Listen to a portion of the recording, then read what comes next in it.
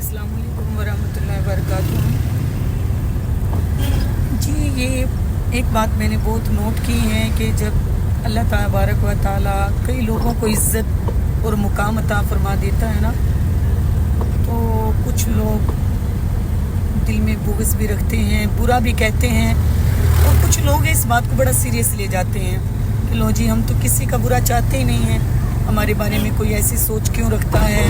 हमारे बारे में कोई लोग बातें क्यों करते हैं। लेकिन ये बात याद रखिएगा,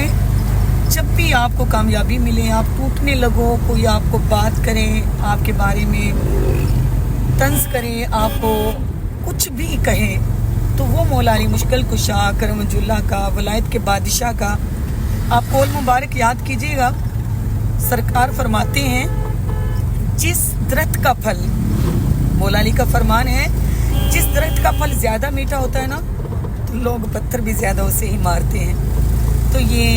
समझने की बात है, जब आप अल्लाह और उसके रसूल की बारगाह में मकबूल हो जाते हैं, अल्लाह को पसंद आ जाते हैं, तो फिर कुछ लोग आप पे बातें भी करते हैं, तंज भी करते हैं। तो सरकार दो आलम के दीवानों, तो समझ लीजिए अल्लाह और उसका रसूल आप पे राज़ी हैं। आप इस बात को दिल पे मत लिया करें, क्योंकि हम तो फिर एक इंसान हैं। नबी करीम अलैहिस्सलाम रहमतुल लिल आलमीन, तमाम जहानों के लिए रहमत बनकर आने वाले महबूब, ये दुनिया तो महबूब पे भी बातें करती थी, महबूब के बारे में भी बोलती थी, लेकिन रसूल कायनात सल्लल्लाहु अलैहि वसल्लम के दीवानों,